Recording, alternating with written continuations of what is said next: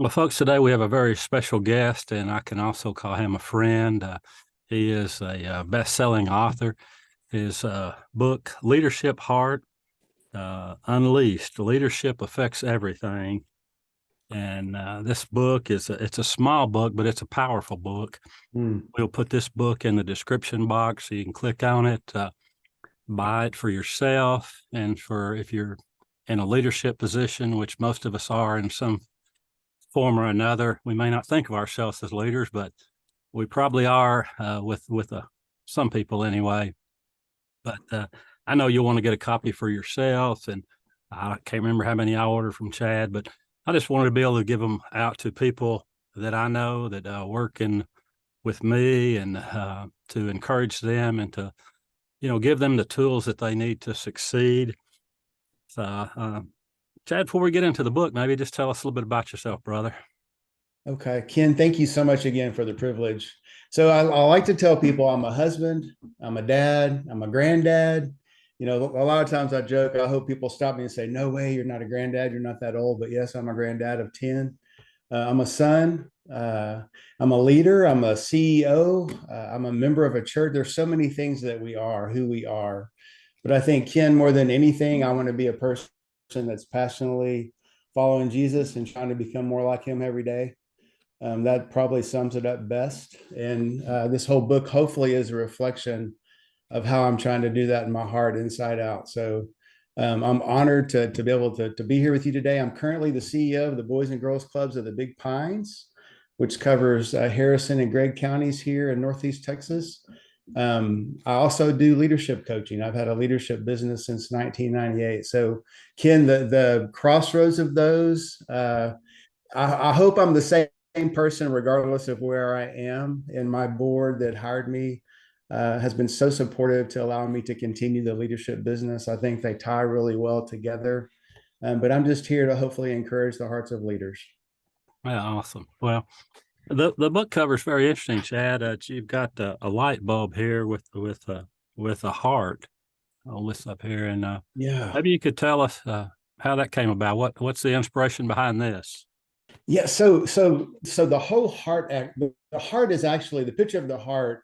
There's so many layers to this. The surface was heart is the acronym for my core values as a leader. And so that's kind of the foundation underneath the book. And it's also about the heart of a person. How can we have more like the heart of Jesus? The light bulb, and this was done in conjunction with my publisher, was really just to give people some new insights. If you're like me, I also need to be reminded about a lot of things that have been true for thousands of years. You know, the teachings of Jesus are pretty timeless. But hopefully, in this process, people can catch some new ideas or be reminded. They can renew that light within them to have a new mindset and a new posture. So it's really a strengthening of the heart itself with maybe some new insights that help us get better. Yeah, yeah, great. I know you say that you say in your opening chapter there that leadership begins in the heart, Oh, and maybe kind of expound that for us. yeah. Well, I look at people like you. To me, we're a reflection of what's in our heart. I think Scripture is very clear about that. I think our actions, I think what's on the inside comes out every day, and we call that behavior.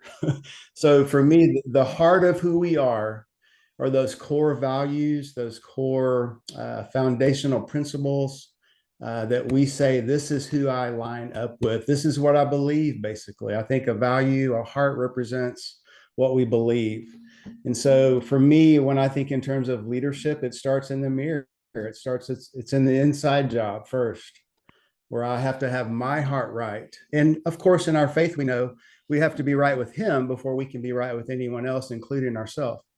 And so for me, the heart represents just that internal, I call it the command center of our soul. And scripture talks a lot about protecting and guarding and strengthening your heart. It's the wellspring of life, it tells us in Proverbs. And so to me, that's where it all starts. My heart has to be right in order for my behavior to be right.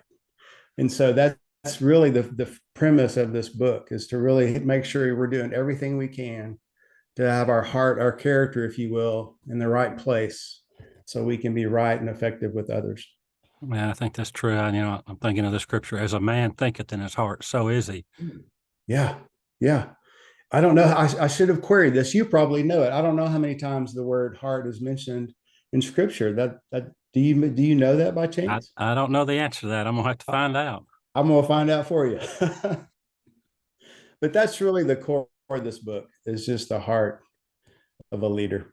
Right. Yeah, I think that's so important. If we're not right, there's no way we're going to be able to lead other people in a godly fashion or in a spirit of excellence. Yeah, it's an inside job first. So I Yeah. think if you get a group of people together, a group, let's just say you throw a dozen people out there, someone is going to be the leader, whether they're a good leader or a bad leader, but someone is going to take charge. It's inevitable. Yeah. I've seen it within Yeah. organizations, structures, businesses, and so maybe what are a few things that leaders are called to do? Yeah, that's a great question, Ken. So I've really boiled it down to three. You're going to find out very quickly. I like to keep things simple because what I've learned is that if we can make the complex simple and then execute it, So I think of three key things leaders do, and it's really a model that reflects the life of Jesus. Frankly, one is that we have to champion. We have to be the walking, living billboard of our values. I'm guessing in your home, in your workplace, you have certain core values. Call it culture, if you will. Well, as a leader, I think our very first thing is we have to live them out loud for people to see them, feel them, and touch them and know them. So, championing our values is the very first things leaders have the opportunity to do. Secondly, I feel like we're called to develop the people around us. Jesus brought in his 12, and what did he do? He lived out his values, and then he poured into them, and then he said, go multiply. So developing people, I think, is probably one of the greatest responsibilities of a leader. And then thirdly, leaders are called to drive results. In faith terms, we're called to produce fruit. So as the leader of a nonprofit, even nonprofits are called to produce results. We're a business. Most businesses are in operation to produce a profit. And so as a leader, if I champion my values and I pour very intentionally into myself and to others, that's how I can better drive positive results for myself and for the team. And so when I boil down what is leadership, it's really those three things in action. Yeah, I think that's so good. Like Jesus, you know, he invested in people. He put his life out there for the 12 to the Yep. multitude at times, and he knew that what he was mission was to equip them so that they could equip others. Yeah. The long range plan. I think so. I think in terms, I mean, think about that within your family. Again, this book is not a solve it all problems book, but I do think these principles are pretty relevant regardless of the role you're playing. If you're a husband, if you're a spouse, if you're a CEO, because I think the principles are really congruent. Um, that in my home, I want to live out the values. I joke with people and say, my name is Chad. I'm still a hypocrite because I'm still trying to close the gap between my words and my actions. But that's what character is. People are watching us as leaders. They want to see that we're just not walking, we're not just talking the talk, but we're walking the walk. And as we walk the walk and as we pour into those people, the results just get multiplied. It's exponential, frankly. And so I think it's a pretty cool model that Jesus lived out perfectly. And I'm just trying to mimic it the best that I can. Yeah, yeah. Then like Jesus, during his time on earth here, he sent the 12 out and, hey, I've Yeah. given you some tools. Yep. We've gone over this. We've talked, all that. We've prayed. We've done this. Now, hey, Ken, Chad, y'all go Yep. out two by two. Go out and tell me what kind of results you get. Come on back. Yep. Yep. And that model's still working today. Yeah, yeah, yeah. At some point when you pour into people, and I guess that's kind of where I'm at now. We call it Gen 1 and Gen 2 in our business, but this younger, I'm 65, and I've got people that are coming up that are in our business, and they're in their 30s. Maybe one of them just hit the old age of 40. But Poor that's what I kid. find myself doing more and more time. I want to encourage them and Yeah, yeah, be an example to them and let them see, yeah. not only my strengths but my weaknesses. And if I have a failure, I want to share it with them, or a strength. I say, man, you know, Yep. persistence. Get at. It's really interesting, Ken. I've been very blessed to have some very godly men in my life, and I've talked about in the first chapter about just the people who've imprinted my heart, and I've seen those living models. I think about my granddad or my dad, and it's kind of a Paul Timothy. There's always been that older person in my life that's been like, "Hey, let me walk with you. Let me teach you what I know. Let me encourage you." They don't do it for me. They're right there offering the right amount of challenge, if you will, and support, because we have to grow. We have to do it ourselves too. But just having those mentors, those legacy people in my life, and I know you're that same way for people. That's what I hear when you just say that. So I like for people to really think about those people in their life who have really imprinted their hearts, and who are we doing that for now? I think that's a responsibility for us to be pouring into people. So legacy is really, really important to me in that, and I think that's what you're talking about. Yeah, absolutely. Yeah, I think most people. I think you see a lot of these people that are just ultra successful. At some point, it quits being about the money, or anything monetary. They want to see the fruit of, hey, I've done more than accumulate wealth. I want to see Right. Chad do good. I want to see Ken do good. I want to see our team do good. I want to see our business do good. I want to see my Yeah. family grow and develop and flourish. Yeah. I'm curious, where do you feel like that was instilled in your life? I think probably the work ethic from my father, Yeah. my grandfather. I mean, they were just, you know, pull yourself up by your bootstraps kind of people. Yep. Nothing happens unless you make it happen, kind of, that Yeah. sort of mindset. Some of that's missing today, so keep sharing that. The younger generations need to hear the bootstrap talk. Yes, yes, they do. I think there's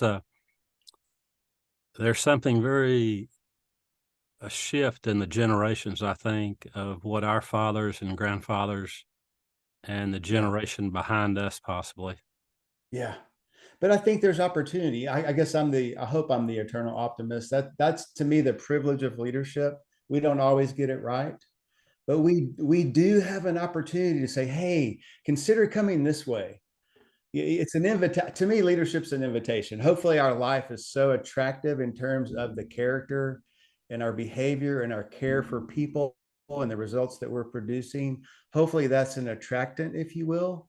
We're really inviting people along, and the invitation is so we can help them get in front of us and get better. And so I don't know, I get excited talking about this. You're gonna have to keep me on track. Sorry. No, no, I think I agree with you there. I think with that generation, I think you also have tremendous opportunity, Yeah. tremendous potential with Yeah. those kids. And Yeah. yeah, I mean, my daughter's 26, and I just try to encourage her. She's getting a copy of the book. So yeah, it's Bless your heart. Thank you for that. Leadership's a privilege, that's for sure. yeah, it is. Yeah, we want to do it right. So your book, you say it's built upon the foundation of core values that spell heart. Well, Yes, sir. let's maybe dig into that. The H. What's the H go for? Yeah. So, man, this is probably the most important value. I think this. I don't. I think this is the foundation of the foundation, and H stands for humility. And so when I think about leadership, I think there's two ways the needle can lean in our life. It can lean towards an humble posture or an arrogant posture. And I don't know that there's really anything in between, frankly. And I use a word in the book. I don't have to say it on the call, but I hope people who read the book, it's meant to be impactful, because the path of humility leads us produces certain results in people's lives. The path of arrogance, we know, is leads to a downfall and destruction, frankly.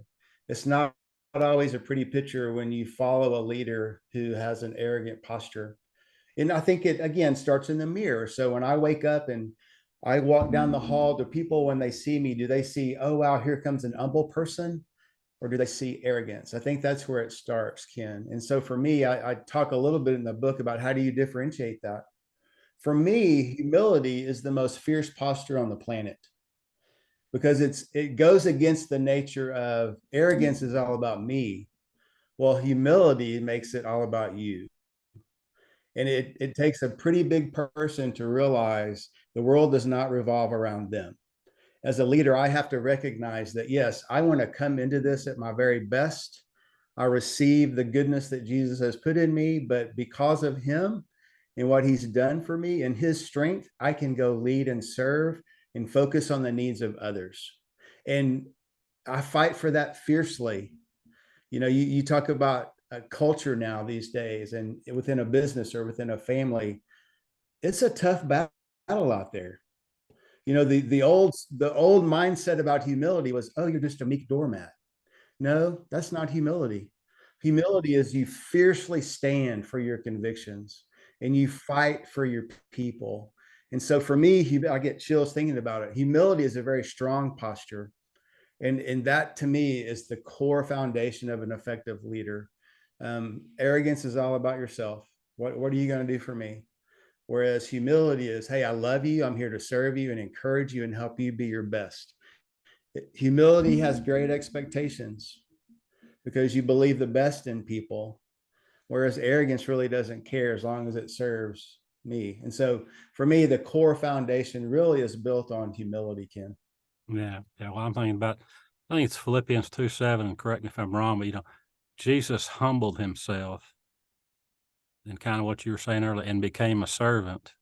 Yeah. Now he Unto set death. the kind of the role Yeah. model, and that works whether it's at church or business or, I think probably most people have probably experienced some, uh, I think your word is boss hole. Thanks for saying it for me, man. Boss hole, ladies and gentlemen. Doesn't that But create a picture though? it does, but I think everybody can relate to that because we've all maybe had one at one time or another. So we can know, oh man, that's Yeah. not a leader at all. Yeah, Yeah. that's I hope and pray if there's ever when people have the opportunity to think of people who've been humble leaders in their life or arrogant boss holes, if you will, I pray no one ever sees me in that category. I give I give you and everyone listening public permission. If you ever see or hear arrogance in me, come knock me down immediately. We are called to humility, not to arrogance. And that to me is just so important. I think that sets in motion so many things to follow. And so that's really the core for me, Ken. well, I think it opens up too, like people are not afraid to approach you when you're humble. If you're an arrogant jerk, Yeah. but when you're Yeah. humble and the people around you know it, they'll come talk Yep. to you and they'll talk to you about business or, how can I do this better? Or they may start talking to you about your kids or their Right. grandkids or all other Yeah. things. So I think it makes us more approachable. Yeah. And people, it's still a people to people world. We can talk about artificial intelligence and all the technology and all that stuff's great, but there's no substitute for that human to human, people to people connection. And to me, humility says, I'm open to you, I'm receptive to you, I care about you, I'm teachable, I'm willing to receive your feedback, I'm willing to learn and grow. I mean, there's so much openness to a humble posture. I think you're right. It only feeds better. It only encourages people to give more and be more. And so, anyway, I could talk about humility all day. I just think it's really a corner piece of what leadership has the opportunity to be. So, Sure. That's a character trait we should all seek. And the next one is engagement for the E, engagement. So what yeah. does it mean to be engaged? So here's my visual, and you've heard this story, but to me, so I grew up in Conroe, Texas. Graduated from high school in 1983, so that means I started getting my drive. I started driving around 1980 ish legally. um, but my dad had a 1973 Volkswagen Beetle. It was like a beige Beetle. It was massive, man. But it was five on the gear. It had the gear shift on that thing in the floor that had a handle on it that some people don't have any clue what that is. But if you think about engagement, when you're in gear, it sounds better and you move faster and you get to go where you want to go.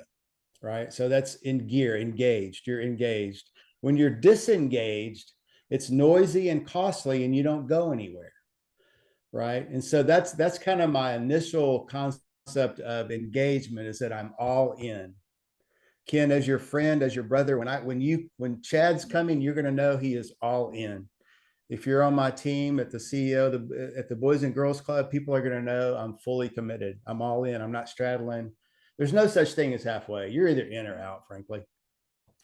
But that to me is the picture of engagement. So I think about, and again, I'm a husband. So when I'm with my bride, Liz, I want to be fully present.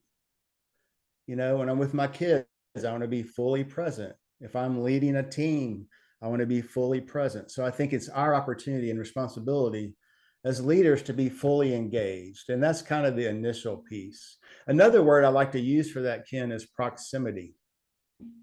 So, think in terms of proximity. And I think I know this about you already, but when you serve your clients, there's a certain level of proximity that you have to them to where you know what they need. Sometimes you can even anticipate what they need. You're close enough to hear it, touch it, smell it, feel it, do something about it. Not micromanaging. That's not what I'm saying. You're not breathing down someone's neck, but you're close enough in proximity to care and do something that matters. And so those are kind of the two pictures for me that I think of in terms of engagement. A big part of that too is I think we're multidimensional. I think God made incredible bodies for us. He made incredible minds. He's given us emotions. And so he's given us a spirit. So I also spend a lot of time in the book, and this is really a strong conviction of mine in my own life. I want to be fully engaged in all of those areas so I can bring a whole Chad to the picture. If I'm great mentally, great physically, but I have zero spiritual life, I'm not going to be fully engaged. There's going to be an emptiness there that's going to keep me from being my best. So part of the notion of engagement is that I am intentional in all those dimensions in my life to be at my best so I can give my best. Yeah, I think that's something that really needs to be addressed with a lot of people today because, well, for instance, my wife and I, when we go out to eat, we'll look at the tables around us and I'm like, what the heck? I mean, you talk about disengaged. There's, 4 or 5 people sitting at a table. They have their phones out, they're looking at their phones and, I might as well get a table by myself, Chad, Right. It breaks my nobody is heart. engaged. I think social media, there's some good stuff about it, but I think it's caused people to be present, but not engaged. Absolutely. It shows up everywhere. I mean, I can't tell you, and I'm probably guilty of it too. How many times do you pull up to a red light and you're behind a car and the light turns green and it doesn't go for 20 minutes? I mean, we're all going to have cricks in our neck from looking down at our screens, right? And so we miss out on so much. And I mean, I could park on engagement the whole time, Ken. I think the discipline of solitude, a lot of times we live in such a busy world and we're so busy, but part of being engaged is that we take time to rest and recover. I spend quiet time every morning by myself. Jesus showed us the perfect model of that. And so if I'm really good, think about an athlete, Ken. Athletes spend 90% of their time training and 10% of their time performing. They're not all out all the time, right? I mean, you can't physically do that. So in context of a leader, if I'm going to be my best, I've got to keep my cup full. And I have to be intentional in all those areas. There's a free tool actually on my website. It's called the Wheel of Life. And it's kind of a self-growth plan to help you maybe see some different areas in your life where you're not really fully engaged. It's a free download on the website. It's a great personal growth exercise because, again, I think God made us. I believe in the mind, body, spirit. When my spirit is full, when my mind is healthy, when my body is fully functioning, watch out, because here I come, right? And I think that's how God designed us. And so the engagement piece is a really, really powerful dimension. There's a really good book. It's called The Power of Full Engagement. It's been a great resource in my life. And I really have gathered some of those principles and tried to implement those in my life. So, and that's how I got into powerlifting. So if you really want to go crazy, taking care of ourselves in the gym shows up at work. So anyway, engagement is so important. There are a lot of people walking around half engaged right now.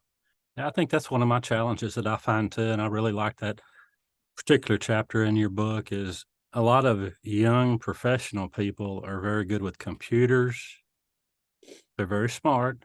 I think part of the challenge is to get them to engage with people, to get them to interact Yeah. with people. I don't know if it's Yeah.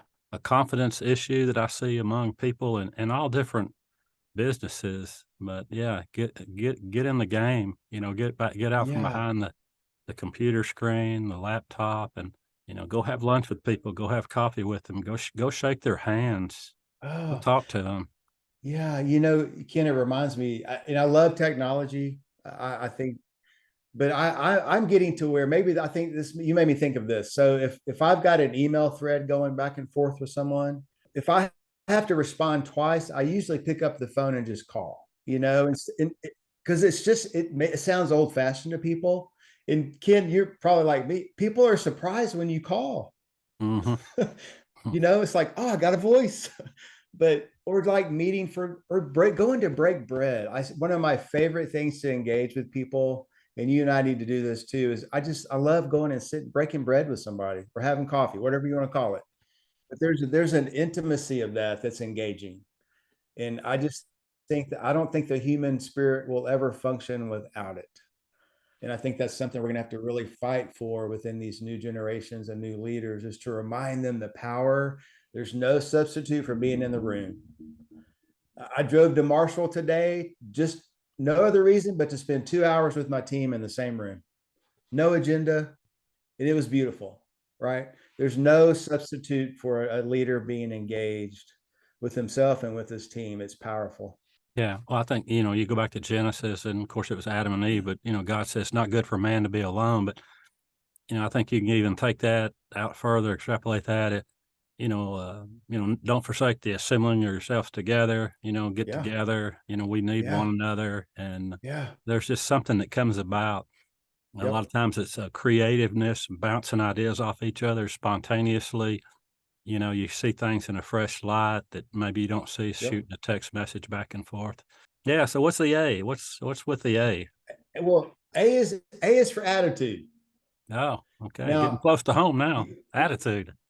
I know, right? Oh, so I don't know. I have well, you can't see it in here, but my dad gave me a Charles Swindoll quote on attitude, and I've kept it in every office. He gave it to me when I graduated from Baylor, and so I've had it before I even had my first office. But it's all about attitude, and attitude's contagious.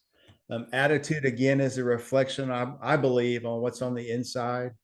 It's a mindset. There's a ton of scripture that tells us we should have the same attitude as Christ. So attitude's a big deal. And I think for me, Ken, one of my convictions is a lot of times people feel our attitude before we even say a word.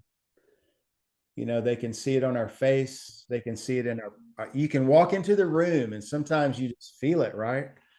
And so I think as leaders, it's really important for us to remember we set the tone a lot of days. It's our opportunity to set the tone. And that doesn't mean that every day is great and we're all peachy keen, whatever that means, right? Sometimes attitude says, you know what, I'm going through a really tough time right now, but I believe ABC, or I believe so you can be very raw and real with your attitude because people need real. No one needs fake. And so I think for me, the attitude piece is really, for me, the most important thing to remember is that I'm in charge of it.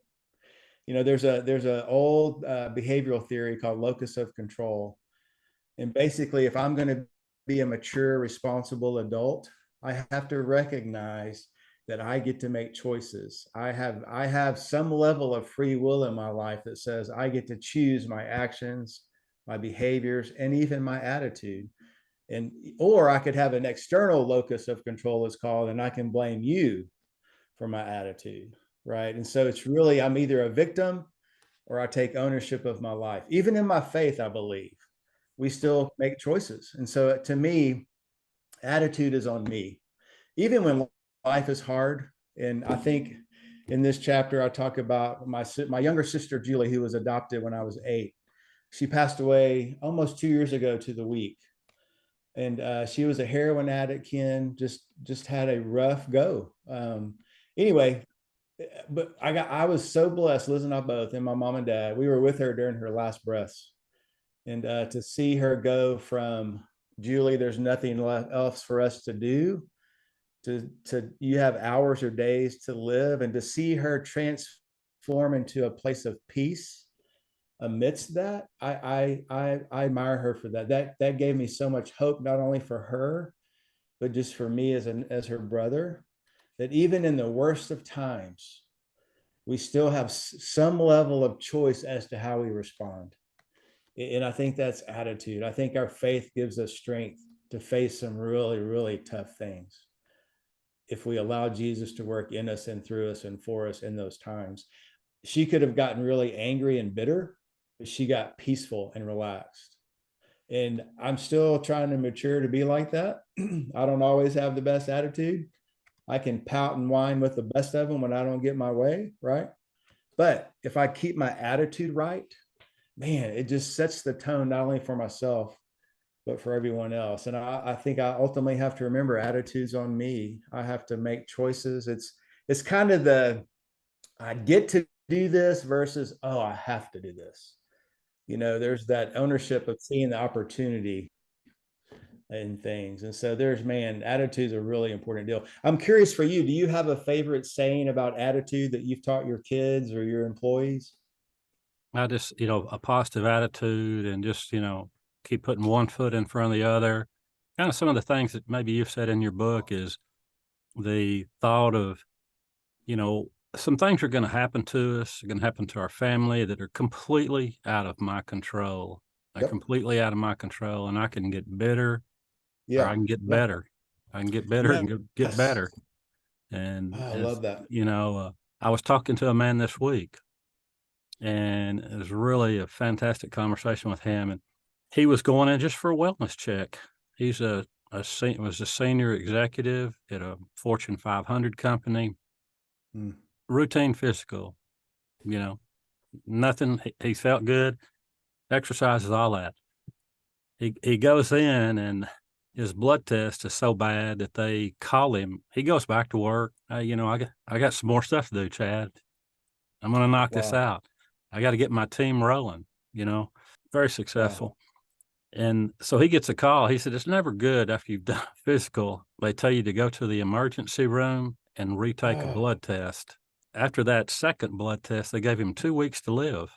Two I'm weeks so to live. sorry. And here's a Wow. guy who's blowing and going, making a lot of money, got over lots of people in multiple states. And all of a sudden, the doctors tell him, Chad, sit down. You have Wow. 2 weeks left. And all that, he kept his faith and his attitude. And Really? he shared with me, he said, you know, the people who came out and lived versus those who, passed or gave up the fight. He said, I boil it down to their attitude. I'm glad you had those conversations with him like that. I'm glad you got to see. I mean, I'm sorry he was in that state, but I think it's really a powerful thing that you were able to hear his heart in a really tough time. That had to be. Yeah, I think even when I think of attitude, I'm not the most patient person on the planet. Uh, Really? Surprise! I want it today. So I think that's the lesson I'm learning in attitude right now. Frankly, is I have some dreams and goals and hopes, and I want it today. And maybe the Lord's saying not yet or not now, or man, what if He says no? Am I going to be a mature enough person of faith to say, you know what, Lord, I know you want what's best for me. Am I willing to surrender? I guess is what I'm trying to say. I don't always have the attitude of surrender and submission to the will of the Father. I can surrender to my will pretty quickly. But I think that's even another aspect of attitude that really attitude affects our posture in so many ways. And man, I hope, Ken, that I mature to a place of ultimate surrender and contentment, if you will. That's my current attitude challenge, is just to really be a go-getter, but also be content and just trust God's timing and just live out today like I need to. And I think that's another area of attitude that people struggle with, but I'm definitely there myself right now. Yeah. Yeah. Well, we could do a whole podcast just on attitude alone. We'll move along to Amen. the next one is results. We reap what we Yeah. sow and Yeah. consequences. Yes. So there's so many things I'd love to say about results. One, I think in terms of stewardship, I think and again, in the context of leadership, if I'm a leader at home, at work, with my family, Boys and Girls Club, if I'm sitting down with a coaching client, wherever I am, I feel like God is very clear that He calls us in the name of stewardship to use our talents and to do things to make things better. That we should be driving results forward. We should be, there should be a difference in the world because we're in it. That in our team we should matter, right? Not for our own glory, but because we are coming to add value, we are coming to cause growth and results. That's really the spirit of this for me. I think in terms of a nonprofit leader, and I have a little bias about nonprofits. If I can get on a soapbox for a second, it is not okay for a nonprofit to be in the red every year just and say, oh, they just have great hearts and they're just such great people. They're just doing such great work. Well, I call bullcorn on that. We're a business. We're stewarding people's money and gifts. And every nonprofit, frankly, should be shooting to operate in the black. That there's an internal responsibility that we should be driving business results. Plus, there should be a return on investment for the work that we're doing with the people that we're serving. It's not okay just to check the box. We should be showing outcomes and change lives. So shift to your business. I'm sure your clients don't just say, "Oh, it's okay to be mediocre, Ken. Just keep doing what we're doing." No, it's, hey, how can I get better? How can I create growth? How can I create excellence? So the undertone of results for me, frankly, is I want to hear someday, well done, my good and faithful servant. That wherever I was, I gave it my best. I made a difference. I moved the needle. Now, there are days and seasons where we have losses. I get that.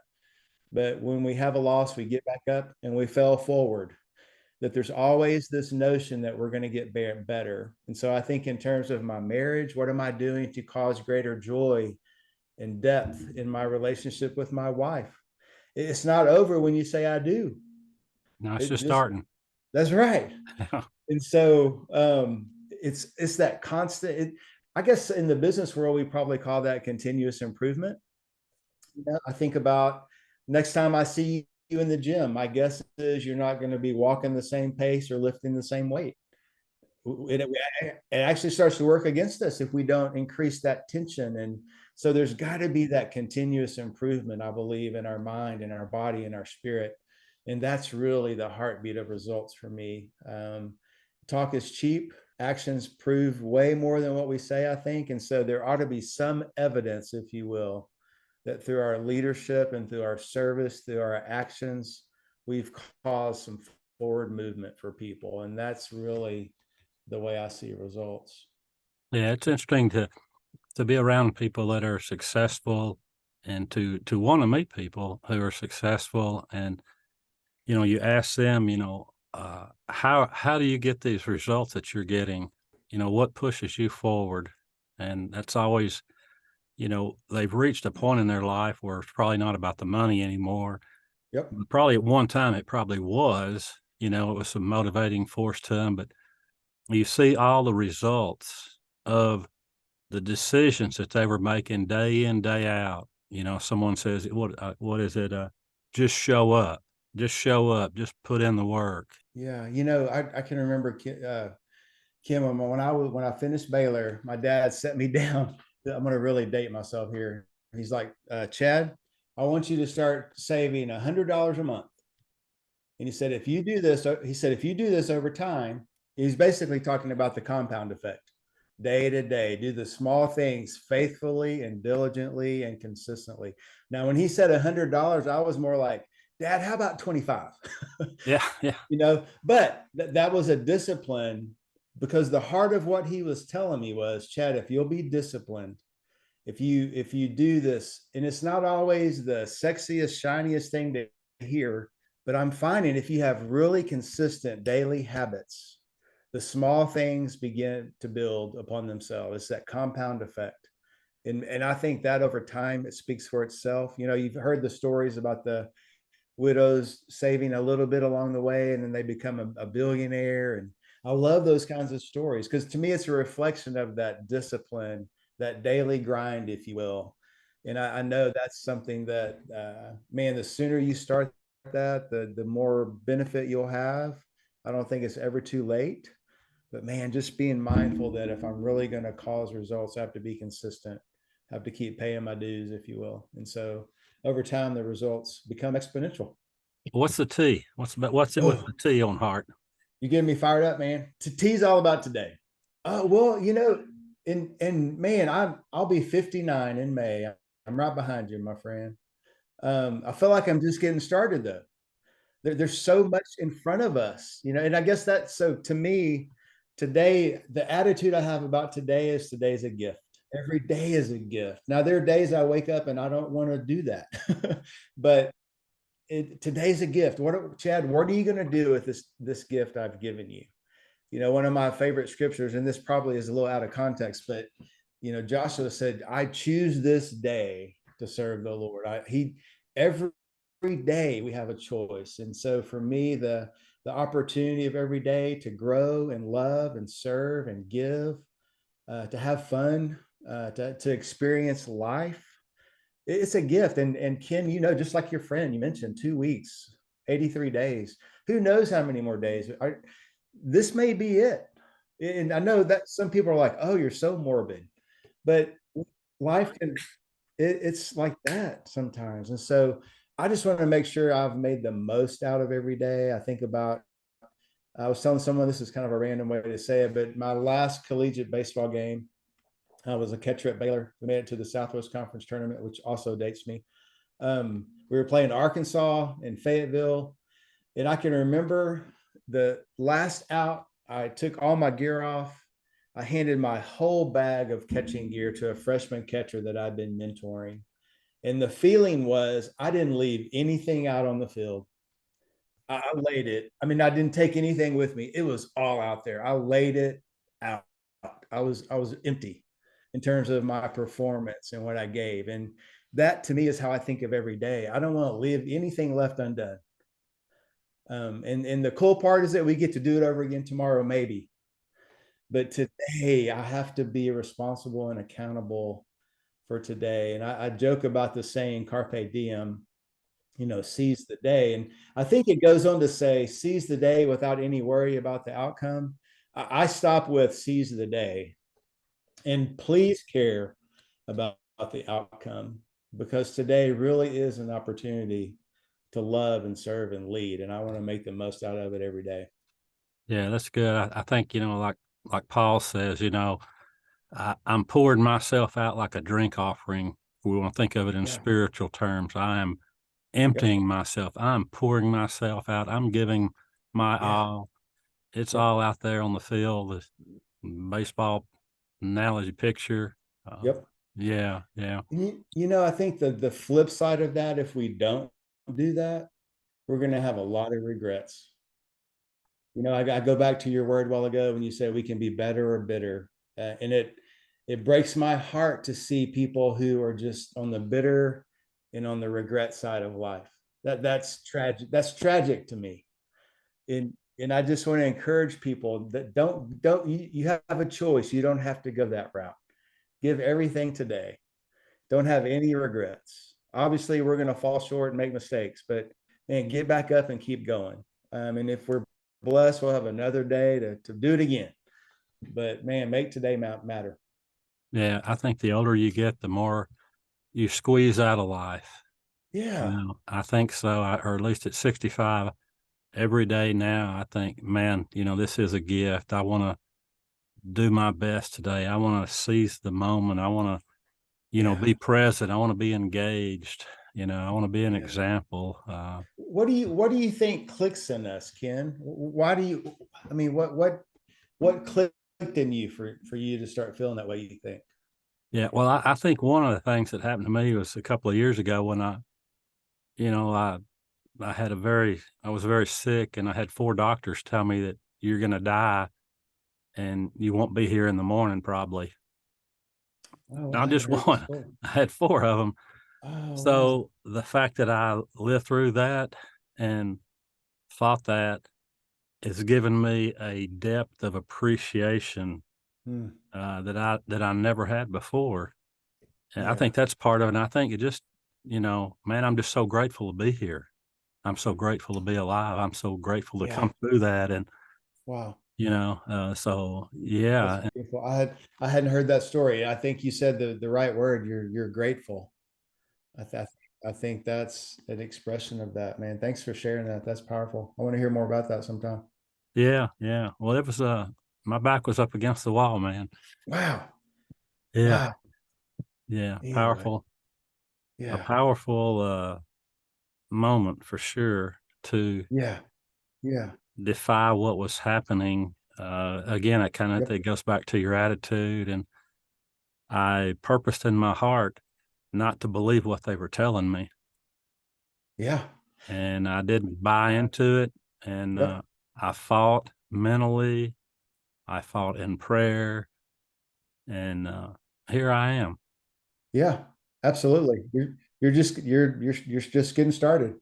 I think you said a really important thing that I don't know if I the whole again it's mind body spirit. It's as we think we go, and just the way God designed us in that way is just really beautiful to see, someone like you living that out. So thanks for your example. That encourages people. Yeah, well, I think you're right. It's all integrates together. You know, a balanced life. I've seen this with leaders before. I sit down with them, lunch, coffee, whatever, and some of them are just, oh God, I just need a few days off. You have some leaders that are just, they push themselves so much, that Yeah. maybe you Yeah. would speak to that a little bit. People that are just, I would say, probably burn out, or Yeah. maybe they need to go away for a week or two. Even Jesus drew You're himself right. aside. Forget the You're public for now. Forget everybody. He was a solitary man in many Yep. ways. Yep. And there are days, keep me on track here. There are days there I probably shouldn't go into work. I'm a mess. And I think it's probably it needs to be the exception, of course. But there are days where we have to recognize, and again, that goes to self-awareness, and that's something coaching. I'm seeing as a coach that's some space that I really enjoy getting into with people to make sure they don't have those blind spots to where they're not functioning on empty or they're not running into burnout. But I think it's okay. We have to self-care, but we also have to figure out a way to manage ourselves. Now, there's burnout is a real thing. And so it's really interesting that you asked me that because and I wanted to share this to put a plug in for a ministry. I know you know about it at our church, Mobberly, the Oasis Project, where it's going to be a respite place for ministers primarily, but for leaders who are kind of struggling and on empty. And I've made a commitment that proceeds from this book can go to the Oasis Project. That's one of the ways I'm trying to give back to the kingdom because I have a heart for leaders, and sometimes our heart gets tired and worn down. And again, as a coach, we talk about mindset and self-limiting belief and releasing those things that tear us down and reaching for things that add life to us. And so, burnout doesn't just happen overnight. It's typically a pattern of choices and behaviors that lead someone to a place of, I can't go any further. And so it's a real thing. I ultimately, again, for this book, if this book can encourage the heart of a leader who's in that place, oh man, God, be that the case. If you're a leader out there listening and you're struggling and you're down and out, man, please seek help. Seek a coach, a friend, a mentor, somebody to come beside you and encourage you. You don't have to be there alone. But I think, Ken, to answer your question, I think leaders, again, have to have that self practice of rest and recovery and recharging and self care, I think is what a lot of people call it today. It's got to be that there's got to be a rhythm of that in our life. We're going to have tough times, we're going to have tough seasons, we're going to have tough days, but I think the pattern of our life hopefully will show resilience, and that we're not afraid to ask for help. I think that's something, Ken, I've learned along the way as a man, going through a divorce or going through tough times. We have to, again, let the pride go, be humble enough to say, hey guys, I'm on fire and I need help. And so I think, honoring that for people, it's scary. I talk to a lot of men who don't want to let their guard down, or who don't want to open the curtain up and say, hey, this is the real me. That's where coaching can come into place. That's where having a godly brother or a mentor can be really helpful, or some sort of accountability group to make sure that we're guarding our heart, Ken. I think that's something that as men and as leaders, especially, there are a lot of lonely leaders. There are a lot of leaders who are going it their own way. But hopefully, in this book, you can see the freedom of being real and authentic and raw. And sometimes that means we ask for help. That is part of the bias I feel towards having a coach in my life, is that he or she helps me eliminate those blind spots, or having an accountability partner or group to give me enough love when I need it, but also kick me in the hiney when I need it, to keep me on track. And so we have to safeguard our heart. It's so critical. There are a lot of hurting, empty hearts out there. And I think sometimes as leaders, we're afraid to admit that we need that support. So hopefully people can be encouraged, if they need it, to reach out for some help. And as far as coaching goes, I know that you're available to coach, and that people can reach out to you. But if you look at people, some of the most successful people in the world, you think, okay, I've come far enough here.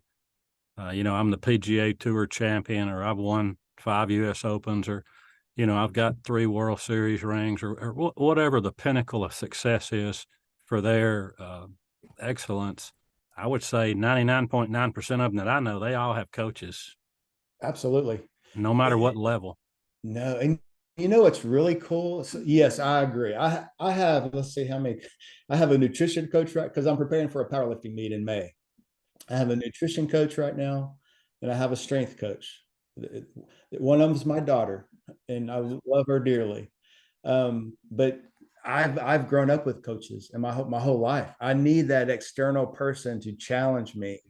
And I think too, when you talk about a leader reaching their top, I mean, there's no finish line to the top.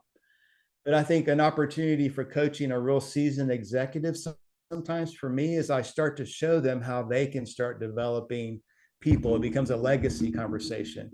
Not that we all have room to grow always, but sometimes for those seasoned leaders, it's really special space to get into those conversations to where, hey, you've arrived, you're on your way out, but man, how can you maximize your days here?